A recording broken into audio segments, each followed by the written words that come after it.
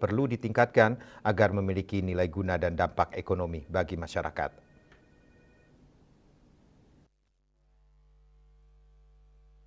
Anggota DPRD Kota Denpasar dari fraksi Partai Gerindra, Iketut Ngurah Aryawan, mendorong adanya kolaborasi antara Dinas Kebersihan dan Pertamanan DKP dengan Dinas Pertanian dalam menghadirkan kajian yang terukur dan berkelanjutan. Kajian tersebut difokuskan pada pengolahan hasil cacahan sampah organik menjadi pupuk berkualitas yang memiliki standar mutu jelas, aman digunakan, serta mampu memberikan manfaat bagi sektor pertanian, lingkungan, dan peningkatan nilai ekonomi masyarakat. Menurutnya pengelolaan sampah tidak dapat dibebankan hanya pada satu perangkat daerah. Sinergi antara pemerintah kota, DKP, dan Dinas Pertanian menjadi kunci, terutama dalam mengoptimalkan hasil pemilahan sampah organik dan non-organik. Ia menilai selama ini sampah organik yang telah dipilah dan dicacah belum memberikan manfaat optimal. Kualitas pupuk yang dihasilkan dinilai belum memenuhi standar sehingga belum mampu memberikan dampak positif bagi pertanian dan perkebunan. Bahkan dalam sejumlah kasus, pupuk tersebut justru berdampak kurang baik terhadap tanaman. Karena itu peran Dinas Pertanian dinilai sangat strategis dalam memastikan proses pengolahan berjalan dengan baik, termasuk melalui tahapan fermentasi yang tepat. Nah, menurut kami peran Dinas Pertanian ini sangat penting karena gimana hasil yang terpilah dari organik dan dicacah dan menghasilkan sebuah produk pupuk ini betul-betul dikelola melalui fermentasi yang baik sehingga unsur kualitas yang dibutuhkan sesuai mutu yang dicapai dan bisa dimanfaatkan oleh pertanian dan perkebunan bisa bermanfaat dengan baik dan mempunyai standarisasi yang jelas. Maka dari itu harapan kami Bapak Wali Kota untuk bisa mendorong Dinas Pertanian untuk melakukan sebuah kajian yang jelas sehingga sampah yang terpilah yang sudah tercacah ini tidak begitu saja diam di PDU maupun TPS 3R sehingga selalu menjadi penumpukan dan tidak ada penyelesaian. Nah, selama ini sudah dijadikan pupuk tetapi tidak memberikan nilai manfaat. Justru pupuk tersebut terkadang menjadi mati tanamannya. Maka dari itu peran Dinas Pertanian lah sangat penting menjadi garda terdepan dalam penyelesaian terhadap pupuk yang sudah jadi di Dinas DKP melalui pemilahan tersebut yang sudah dicacah itu difermentasi dengan baik maka menghasilkan hasil yang luar biasa sehingga petani dan masyarakat bisa tertarik untuk menggunakan lebih-lebih. Kalau itu digratiskan akan bermanfaat banget terhadap kebutuhan dari masyarakat yang terutamanya di bidang pertanian dan perkebunan.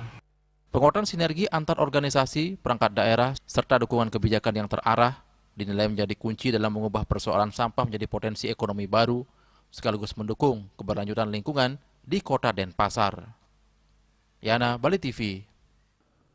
Proyek penataan kawasan titik nol Kota Singaraja menunjukkan progres signifikan. Hingga pertengahan April 2026, pekerjaan fisik telah mencapai sekitar 40% dan melampaui target awal.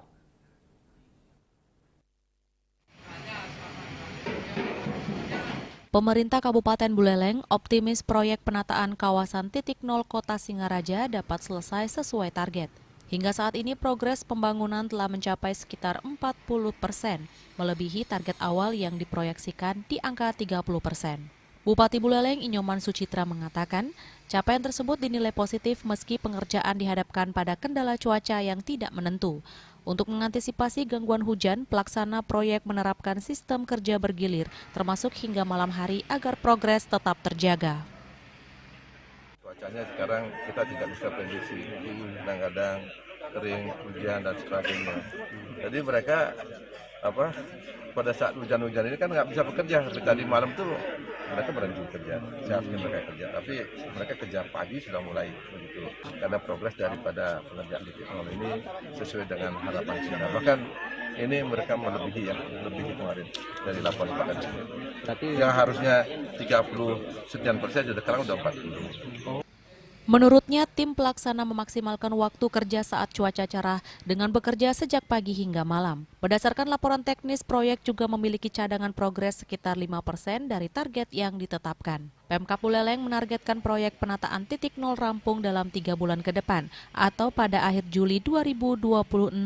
Penataan kawasan ini juga diintegrasikan dengan proyek penataan lobi kantor Bupati Buleleng agar memiliki keserasian visual dan fungsi. Pemerintah berharap kawasan titik nol Singaraja dapat menjadi ikon baru kota, memperkuat identitas kawasan heritage, serta menyediakan ruang publik yang lebih representatif bagi masyarakat. Yasari Yuli, Bali TV. Kapolri Jenderal Listio Sigit Prabowo menegaskan komitmen institusi Polri untuk segera menindaklanjuti seluruh rekomendasi hasil Komisi Percepatan Reformasi Polri usai pertemuan dengan Presiden Prabowo Subianto di Istana Merdeka Jakarta. Pertemuan tersebut membahas hasil kerja komisi sekaligus arah kebijakan reformasi Polri ke depan, termasuk penguatan tata kelola dan pengawasan institusi.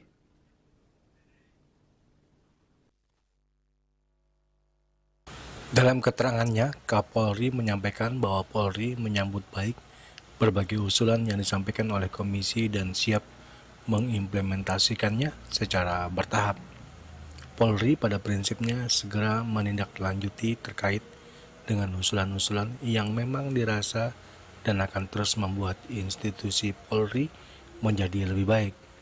Kapolri juga menekankan bahwa penguatan Komisi Kepolisian Nasional atau Kompolnas menjadi salah satu agenda prioritas yang akan segera dilaksanakan.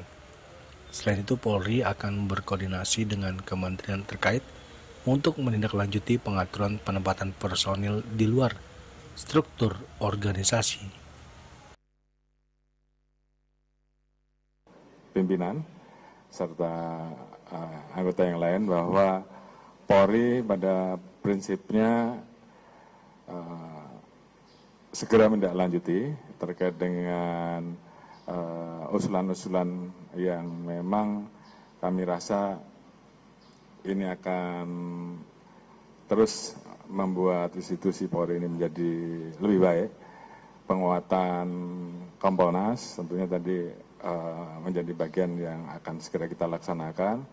Penempatan di luar struktur kami segera akan rapatkan dengan Menteri Menko Hukum, dan kemudian juga terkait dengan masalah tata kelola kami sudah susun untuk mana yang masuk strategi green strategi jangka pendek, menengah dan panjang. Dari prinsipnya Polri menyambut baik hasil rekomendasi dari Komisi Reformasi Polri dan akan segera ditindaklanjuti. Terima kasih. Lebih lanjut, Kapolri mengungkapkan bahwa Polri telah menyiapkan strategi reformasi berbasis tahapan waktu, mulai dari jangka pendek, menengah hingga panjang, sebagai bagian dari pembenahan tata kelola institusi. Dari Jakarta, Julius Warte dan Ketut Sumadiasa melaporkan. PHDI Kota Denpasar dorong penguatan Widyalaya dan Peseraman Kilat untuk pendidikan agama Hindu. Kami segera kembali dengan informasinya.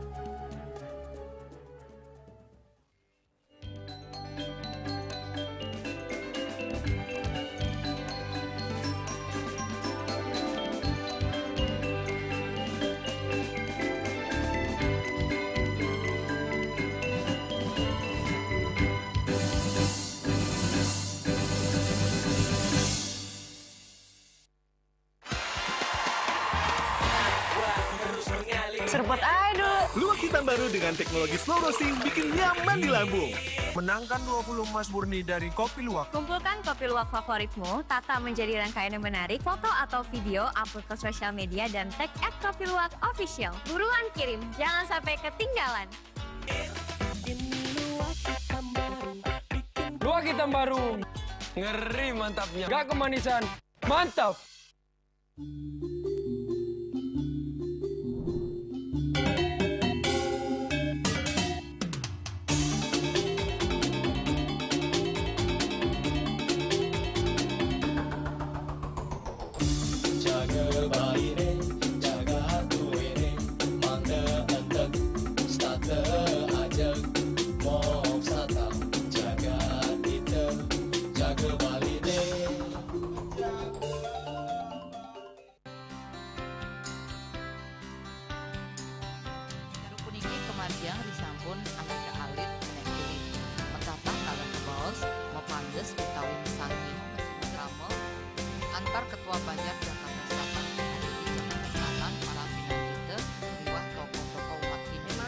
lokasi mewah penyarengan kerama istri saha anggen cangin purikau wenten taler 6 TPS sanik kaayahin oleh kerama istri inggian ring TPS 6.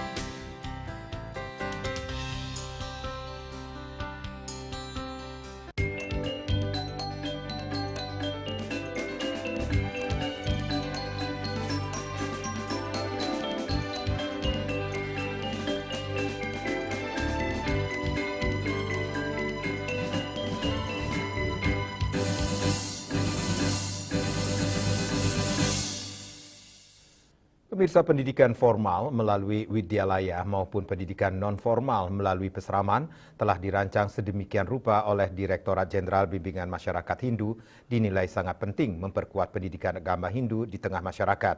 Program ini agar terus didorong khususnya di Kota Denpasar yang memiliki masyarakat majemuk.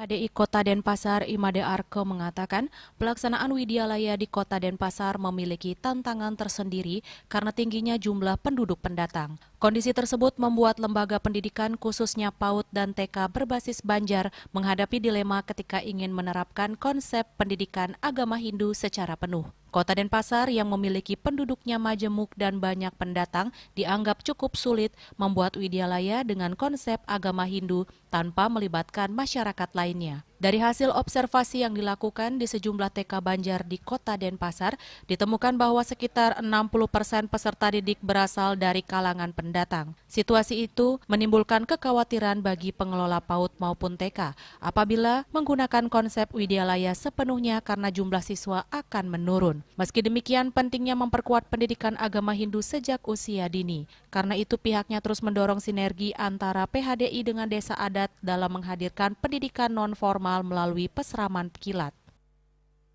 Disinilah letak kita, tantangan kita ke depan agar bagaimana tata cara pendidikan yang disampaikan oleh Dirjen Bimas Hindu agar kita membuat widyalaya ini supaya betul-betul kita prepare dulu dengan baik. Kita melihat dulu seperti analisis SWOT-nya. Kekuatannya di mana, weaknesses-nya, kelemahannya di mana, opportunity-nya di mana, threat-nya di mana, tantangan kita di mana. Nah, ini yang perlu kita kaji dan kami berharap kepada teman-teman yang ada di Universitas Hindu supaya betul-betul jangan sampai hanya Universitas Hindu saja ada, tapi SMP, SMA, SD-nya, termasuk di TK-nya juga harus ada ini. Supaya betul-betul menganut terkait dengan paham agama Hindu. Ditambahkan Made Arke, PHDI Kota Denpasar siap bekerja sama dengan desa adat untuk menghadirkan tenaga pengajar yang memiliki kapasitas dan kredibilitas di bidang keagamaan Hindu.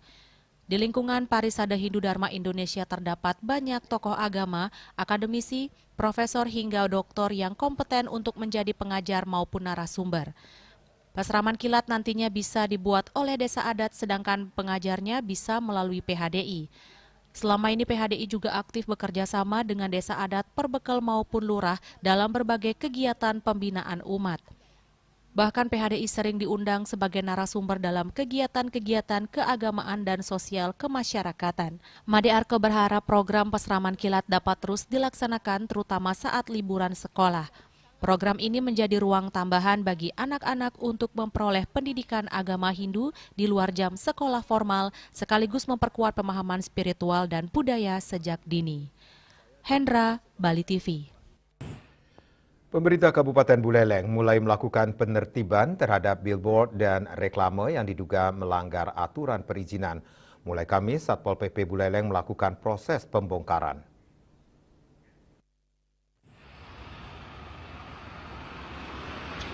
Sebanyak 11 titik billboard dipastikan masuk tahap pembongkaran karena dinilai tidak sesuai dengan SK titik reklame yang ditetapkan Pemda. Billboard pertama yang dibongkar berlokasi di Jalan WR Supratman Singaraja, tepatnya di Kelurahan Penarukan. Kasatpol PP Buleleng, Komangkapa Tri Aryandono mengatakan pembongkaran dilakukan setelah seluruh tahapan administratif termasuk penerbitan surat peringatan ketiga atau SP3 selesai dilaksanakan. Mulai per hari ini kita sudah mulai melaksanakan tahapan penertiban berupa pembongkaran pasca SP3. Jadi memang ada 11 titik yang rencana kita bongkar berdasarkan data pelanggaran yang ada dari perizinan. Jadi dari awal 56 data yang kita perizinan sampai dengan SP3 memang tersisa 24 titik spot reklame yang masih melanggar. Dari hasil pendataan sebelumnya, terdapat 57 titik reklame yang terindikasi bermasalah. Namun setelah verifikasi dan pemberian peringatan secara bertahap, jumlahnya menyusut menjadi 24 titik. Dari 24 titik tersebut sebanyak 11 titik diputuskan untuk dibongkar karena tidak sesuai dengan SK Bupati terkait penetapan titik reklame di Kabupaten Buleleng. Pemkab Buleleng menegaskan penertiban ini dilakukan untuk menata wajah kota serta menegakkan aturan perizinan reklame. Yasari Yuli, Bali TV.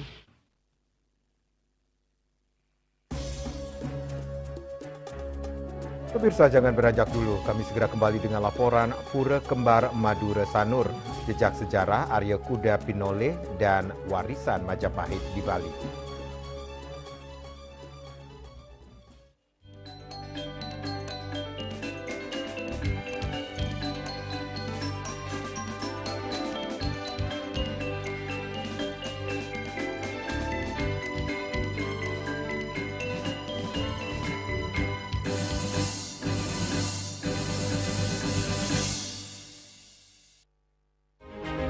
Cat color dengan daya sebar yang luas, cepat kering, dilengkapi 39 pilihan warna.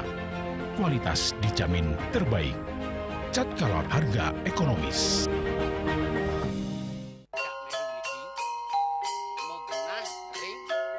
Selanjutnya tahun 1639 atau tahun 1707 akan di pura ini dapat dikelompokkan Ratu Penatih,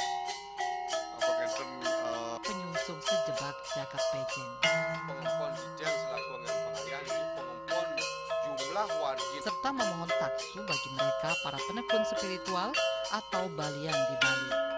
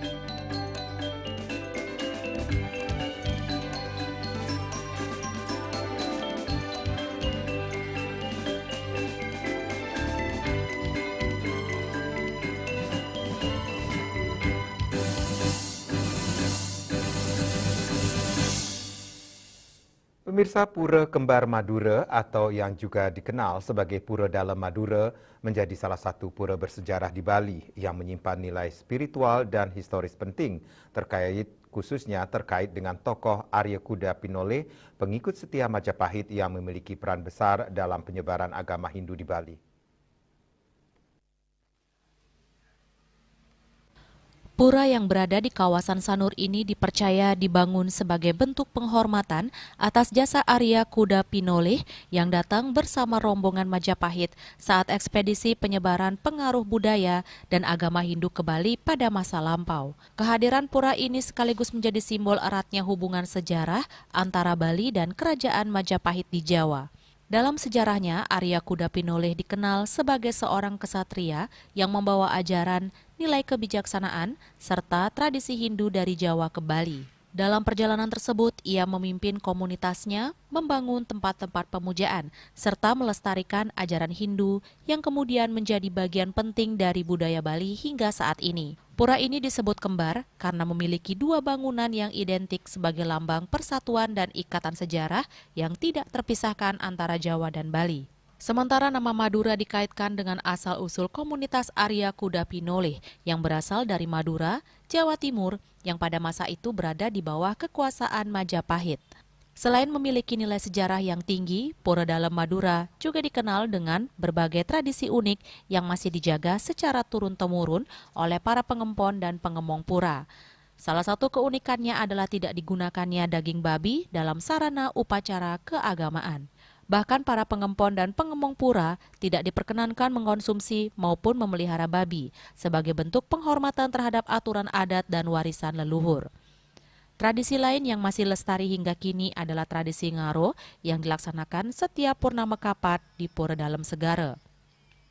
Pura yang berada sekitar 150 meter dari bibir pantai ini menjadi lokasi utama pelaksanaan ritual sebagai ungkapan rasa syukur kepada Ide Sang Hyang Widiwasa peserta manifestasinya. Upacara ngaro adalah tradisi Jawa yang dilaksanakan di Bali oleh keturunan Ide Arya Kuda Pinoleh setelah beliau memiliki keturunan di Bali. Dan keunikan itu adalah upacara tersebut dilaksanakan dari pengambilan pelaksanaan upacaranya mulai dari jam 6 sore sampai selesai upacara sekitar jam 12 dan langsung melaksanakan upacara menuju ke lautan yang disebut Pura Dalem Tengah Segara. Di sana dilaksanakan upacara ngaro yang diikuti oleh pengempon dan pengomong Pura Dalem Madura yang sebagai pengusung ada keturunan Arya Pinoleh di seluruh Bali. Dan pura ini merupakan Pura Kemar Madura ini merupakan pura kawitan dan pura umum. Pura kawitan yaitu ada pelinggih yang disebut Gedong Paibuan, itulah pura kawitan dari seluruh keturunan Arya Kuda Pinoleh yang disebut di Bali Pura Arya Madura. Dalam upacara ngaro, persembahan yang dihaturkan berupa banten sederhana yang terdiri dari buah-buahan lokal serta bubur merah dan bubur putih.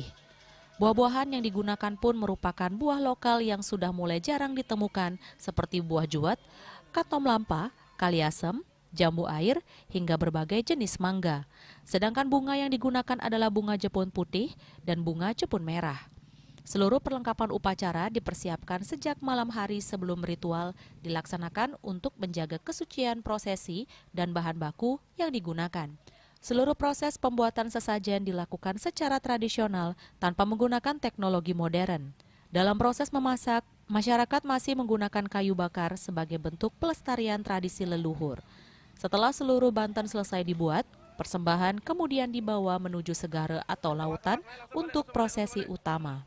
Keunikan lain dari tradisi ngaro adalah pelaksanaannya yang tidak memerlukan penerangan lampu.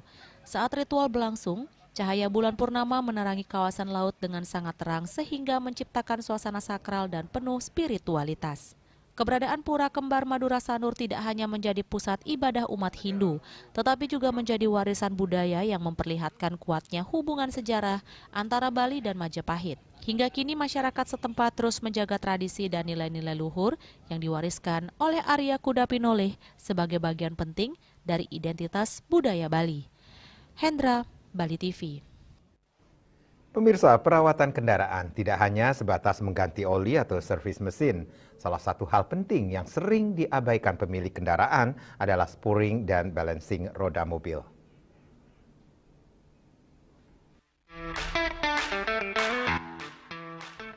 Menurut Anang, teknisi bengkel spesialis kaki-kaki mobil mengatakan, spooring dan balancing memiliki peran besar dalam menjaga kenyamanan dan keselamatan berkendara. Idealnya, spooring dan balancing dilakukan setiap minimal 7 bulan sekali atau maksimal 1 tahun sekali apabila mobil sering digunakan perjalanan jauh dan melewati jalanan berlubang.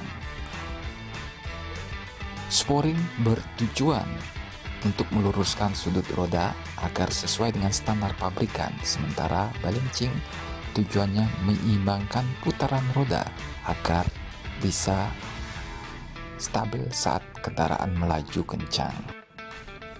Jika tidak dilakukan spuring dan balancing secara rutin, pengemudi akan merasakan setir bergetar, ban cepat aus, dan setir menarik ke satu sisi. Juga bisa mempengaruhi pemakaian bahan bakar dan mempercepat kerusakan kaki-kaki mobil.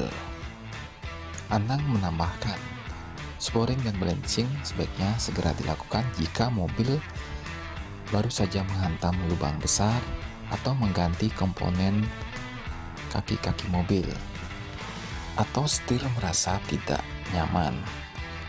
Dengan rutin melakukan spuring dan balancing, ban atau usia ban akan lebih awet dan kecelakaan akibat kerusakan kendali bisa diminimalkan. Agus Setiatmika dan Dek Putra, Bali TV. Rumah Sakit Jantung dan Pembuluh Darah Harapan Kita Jakarta menekankan deteksi dini sebagai langkah utama mencegah gagal jantung yang berkembang menjadi kondisi berat. Deteksi sejak awal dinilai penting untuk menekan risiko, rawat berulang, komplikasi serius, dan tingginya biaya pengobatan.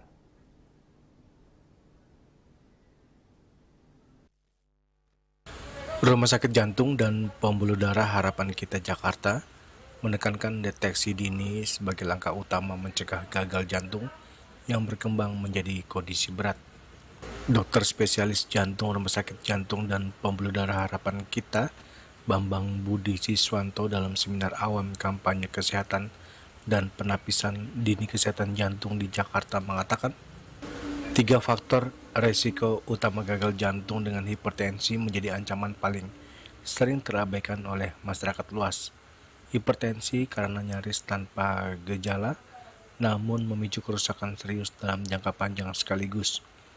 Ia menilai kesadaran masyarakat memeriksa tekanan darah rutin masih rendah, padahal hipertensi mengintai tanpa gejala serius setiap hari.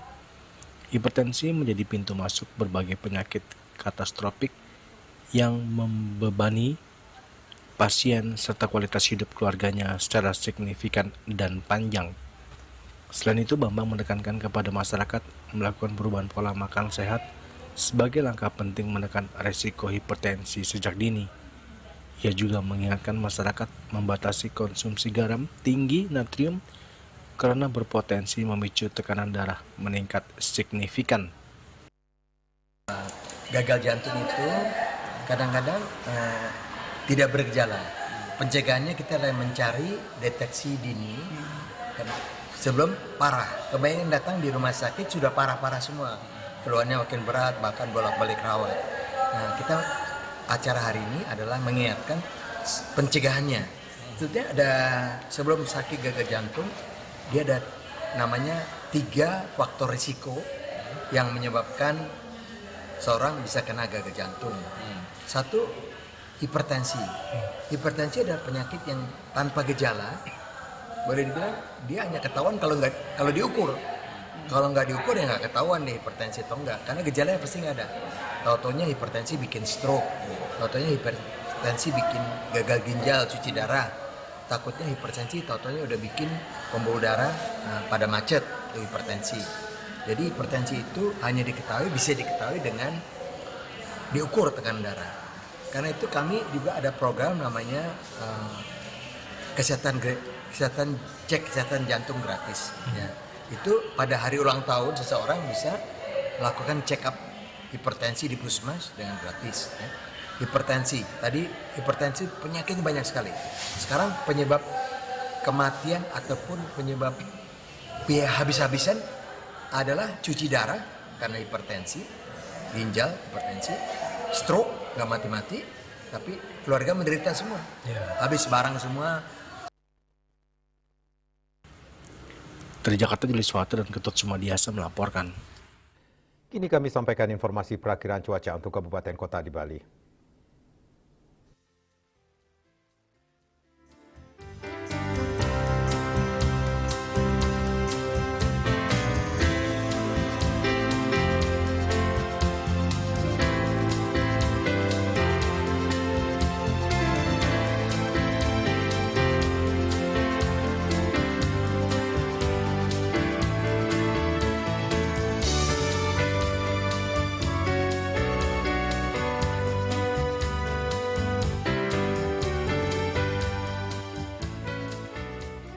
Seputar Bali bersama Minyak Kapun Gandapati, Usada Bali Keluarga Sehat. Update terus informasi Anda dengan subscribe dan like YouTube channel Bali TV @News Bali TV.